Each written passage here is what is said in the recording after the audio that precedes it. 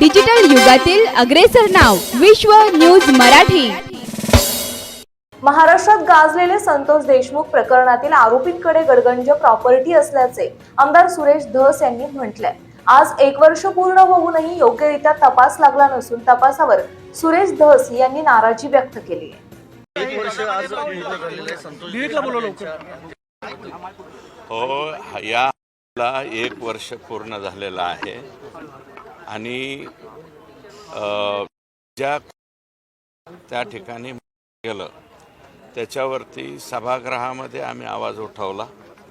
माननीय मुख्यमंत्र्यांनी ज्या काही मी 4 मागण्या केल्या होत्या त्या मागण्याही पूर्ण केल्या आणि फक्त त्याचा नाही तर 2-3 गुन्हे खंडणी आणि मोका एकत्रित हे सगळे गुन्हे करून हे सर्व आरोपी जे आहेत ते मोकामध्ये टाकलेले आहेत। त्याचा तपास झालेला आहे आणि तपास होऊन आता माननीय न्यायालय हे चार्ज फ्रेम करण्यापर्यंत त्या ठिकाणी गेलेलं आहे। 1 वर्ष झालं तुम्ही म्हणताय की चार्ज फ्रेम करण्यापर्यंत आता न्यायालय आले। स्वतः या प्रकरणात जे वकील आहेत विशेष सरकारी वकील उज्ज्वल निकम यांनी अनेकदा नाराजी व्यक्त केली की कोर्टाचं कामकाज इतर ज्या गोष्टी आहेत त्या अत्यंत धीम्या गतीनं चालल्यात। वर्ष उलटलं अजून कृष्णा आंधळे गायब आहे, नेमकं काय आहे? कधीपर्यंत न्यायाची प्रतीक्षा करायची? कोर्टाच्या बाबतीमध्ये मी बोलू शकत नाही, ते अभियोक्ता म्हणून त्या ठिकाणी काम करतायत आणि आम्ही त्यांची निवड जी आहे त्यांची म्हणजे निकम साहेबांची ही मासा जो ग्रामस्थ आणि संतोष देशमुखांचे बंधू धनंजय देशमुख आणि कुटुंबियांनीच केलेली होती। तर जी नाराजी कोर्टाच्या संदर्भात निकम साहेबांनी व्यक्त केली तशी नाराजी मी या ठिकाणी बोलू शकत नाही, कोर्टाच्या विरोधात मी बोलू शकत नाही।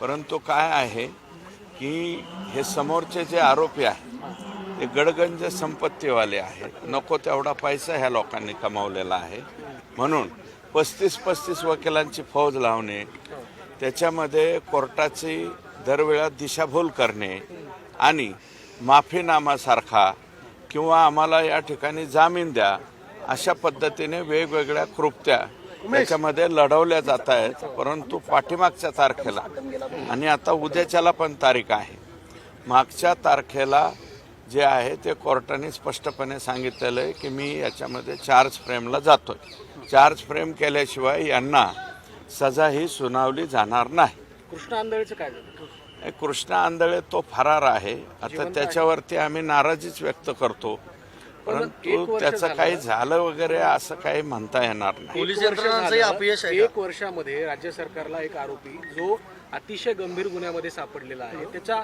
शोध घेता येत नाही। काय त्याची हिस्ट्री तशी आहे, त्याची हिस्ट्री तशी आहे। तो आंधळे जो आहे यापूर्वीच्या सुद्धा गुन्ह्यामध्ये तो सापडलेला नाही। 1-2 मला वाटतं त्याच्यावरती 307चे गुन्हे आहेत। ते त्या गावाला न जाणे किंवा आईवडिलांना कोणालाही फोन न करणे अशा प्रकारची त्याची हिस्ट्री आहे।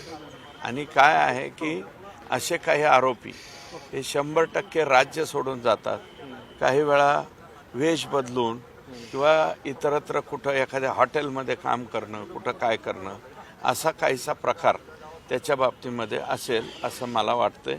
पोलिसांनी म्हणजे पोलिसांचं नाही, हे CIDचं काम आहे, त्याच्यामध्ये तेलंग साहेब आणि गुजर साहेब हे प्रमुख अधिकारी आहेत, त्यांनी तसं समाधानकारक काम केलेलं आहे। यंत्रणेचं अपयश वाटत नाही कृष्णा आंधळे तो अटक व्हावा अशी माझी सुद्धा मागणी आहे। विश्व न्यूज मराठीची जाहिरात म्हणजे आपल्या उद्योगाची भरभराट। आपल्या व्यवसायाच्या उत्कृष्ट जाहिरातीसाठी आजच संपर्क करा।